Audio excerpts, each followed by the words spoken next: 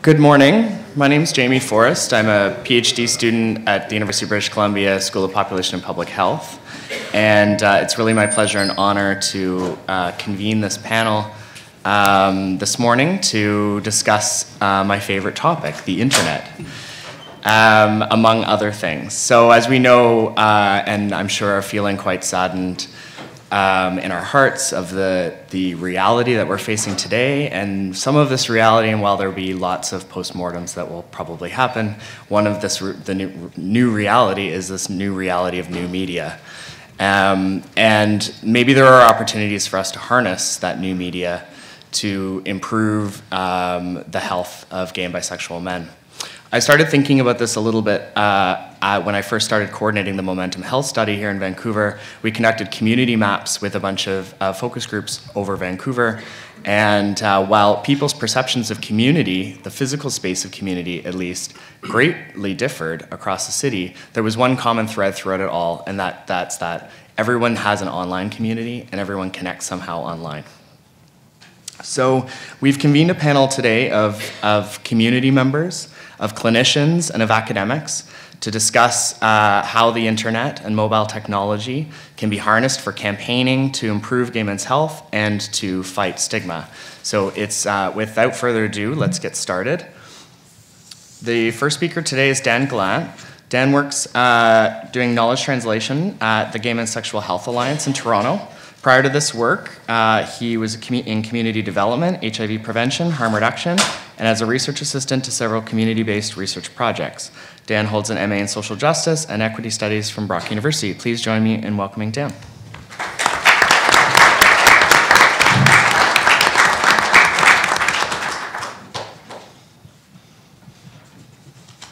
Hi.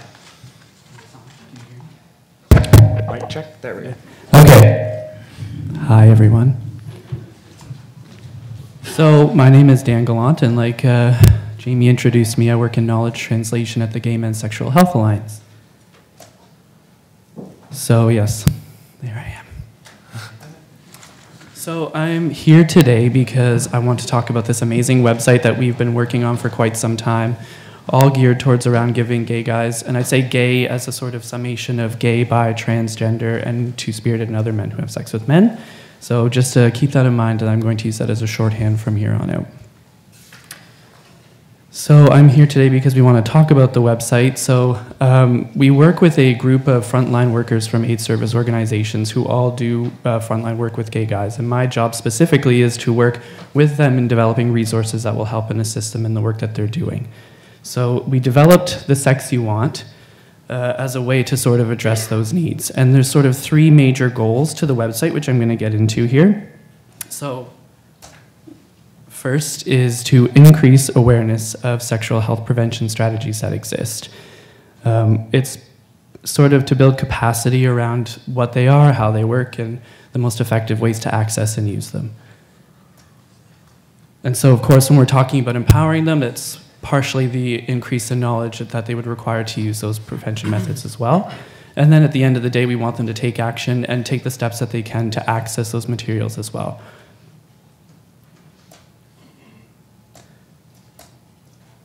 So more broadly, this is really loud.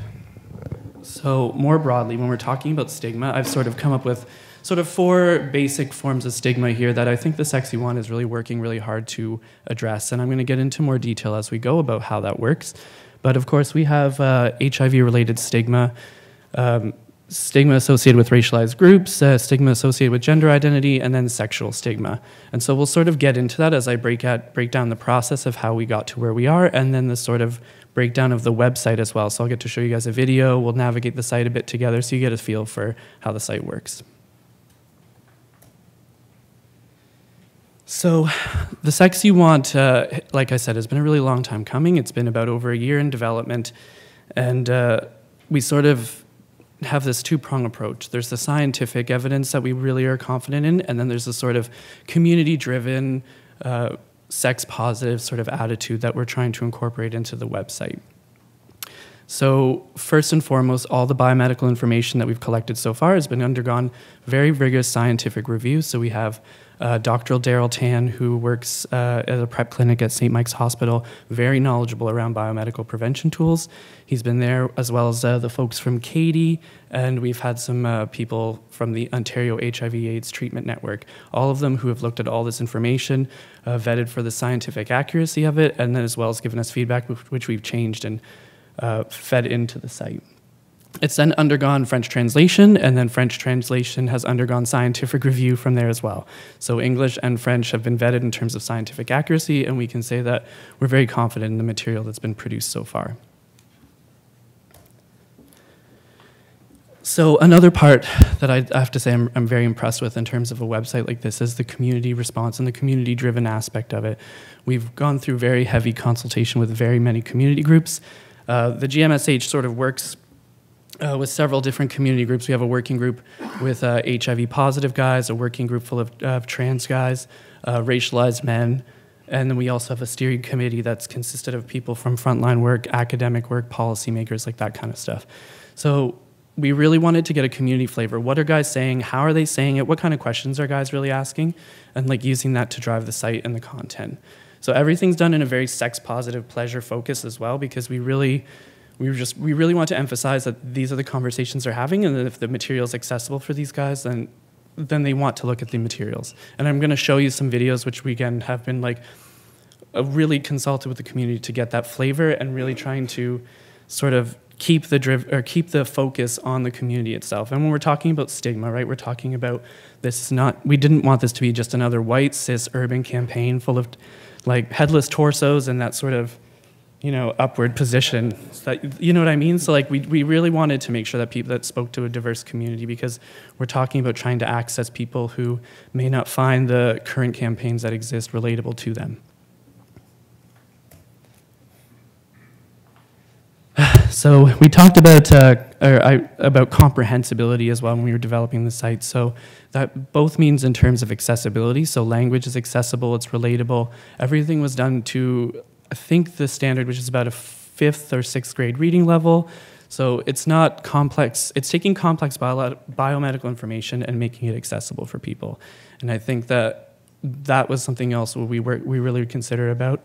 It's also mobile friendly, so people can access it on their mobile phones as well as the internet. Everything is compliant with the Ontario Disability Standards, which means like transcripts available for people who have hearing impaired, and other accessibility needs have been met as well. What else do I have here? Oh, and it's also taking into account different learning styles as well. So we have text, we have videos, we have infographics, we have comics. I suppose you've noticed by now, but everything is animated because we felt that animations are a bit easier, a bit more relatable, and you can kind of have a little bit of fun with it. So it's part comic books, sexy comic book sort of aesthetic that we're going for. And again, when you see the videos, you'll really get a feel for that. But also because, you know, when you're using real people, like you don't want to, people have the right to sort of revoke the use of their images at any time, so we wanted to avoid any complications with that in the future as well.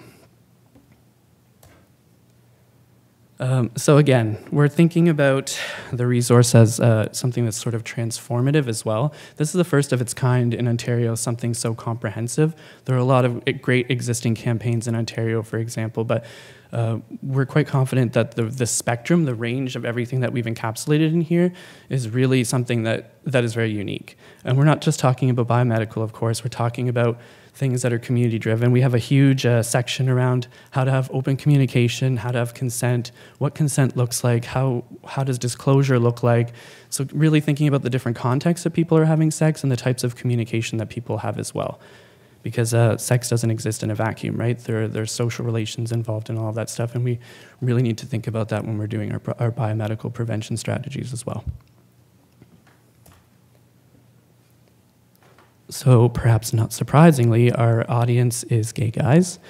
We tried to cast a fairly wide net here, so we're looking across generations, across serostatuses, across gender identities, racial categories, etc. So we really, if you have questions about your sexual health, and you want to know more about the ways to prevent it or to have good communications with your partners, if you're in an open relationship and you have questions or you're interested about open relationships, we have basically everything that you'll need to know as far as a good primer, right? So obviously when we're talking about a lot of information, there's limitations to how deep we can go, and when we're talking about accessibility.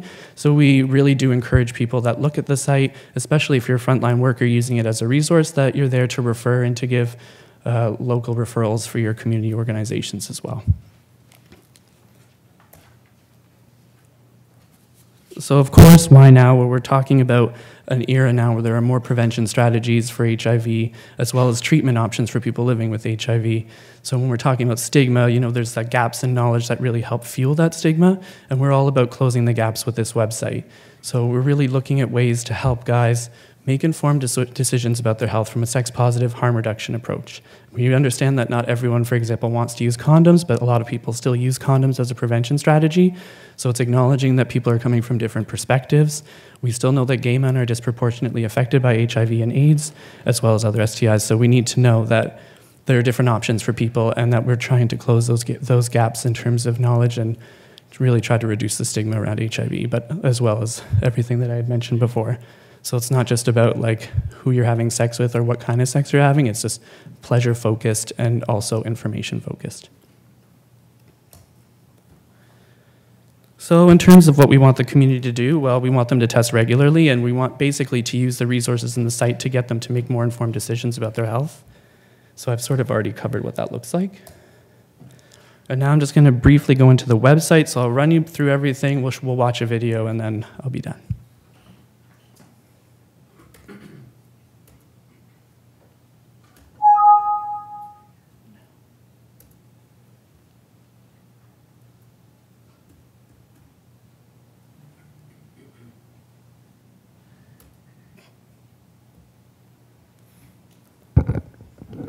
Okay, so essentially when we come to the website, you'll come to this splash page.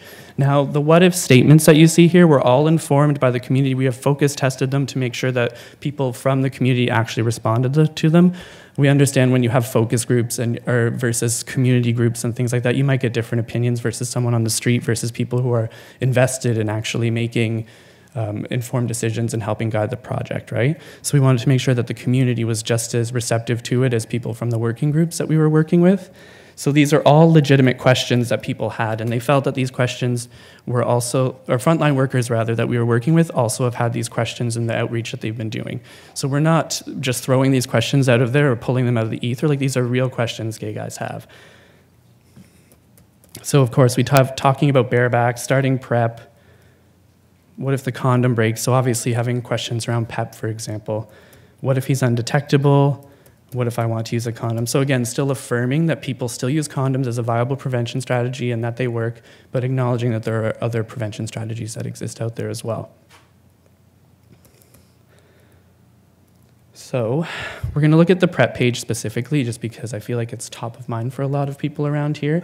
But just for people navigating the site, so as you can see, like we have little rollovers here, so they change when people go to access them. But you can filter the results based on the types of sex you're having. So let's say you have questions about, it uses two guys, hypothetical guys' statuses as a filter. So let's say that one guy is pos and then another guy is neg, and then we just sort of filter the results, and then it'll highlight the most relevant, but not necessarily excluding other details, right? Because these are just some highlights of some information that people might need to know in their particular context, but still acknowledging that they still might want to have access to other information. Again, down here we have looking out for yourself and looking out for each other. So again, really getting into that consent piece, the communication piece, and all that stuff. So all of the pages are set up very similar. Not every page has a video, but if it does have a video, that's the first thing you see. And then we have some copy. Our copywriter, very great work experience working with him. He heavily involved in the queer community, so he has a really good sense of the language and a really good sense of the conversations that are having. So we're really indebted to him in forming this process. So of course, there's sections around what it is, what it does, reasons to get on it, how to get it. So really talking about, because we, especially with something like PrEP, for example, the accessibility pieces and things are often things that come up, and we're just acknowledging that accessibility, for example, is not going to be for everyone, but here's how you access it, and here might be some experiences or barriers that you have. But again, like when you see the video, I just want to remind or to put it out there that these are 101 basic introductory videos.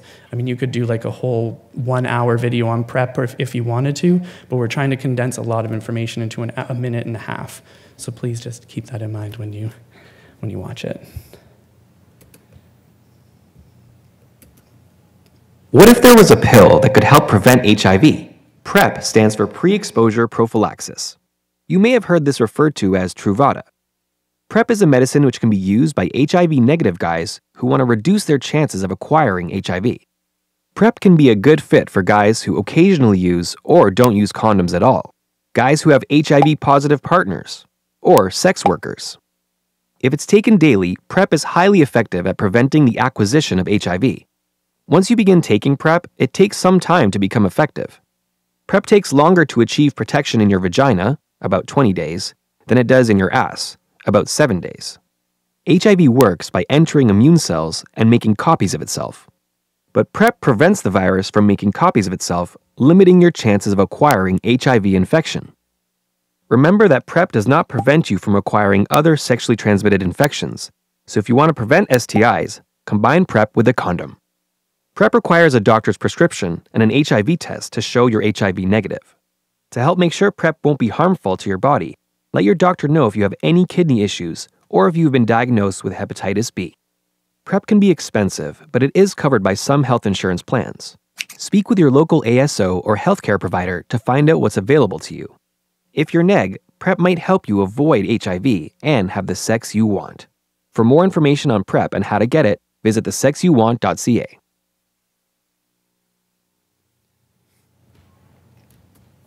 So I hope people get like a flavor of the site generally from that, but the videos we have videos on PEP, we have videos on condoms, HIV basics and transmission, stuff like that, and it's all very sexy, I think, and like as sexy as you can make some of that stuff, but again, we've really strived to try to make it fun and enjoyable, and so far we've received a lot of positive feedback. So I'm curious if you want to talk to me more about it after the panel, or if you have any questions at the end, I'd be happy to take them. So, thank you.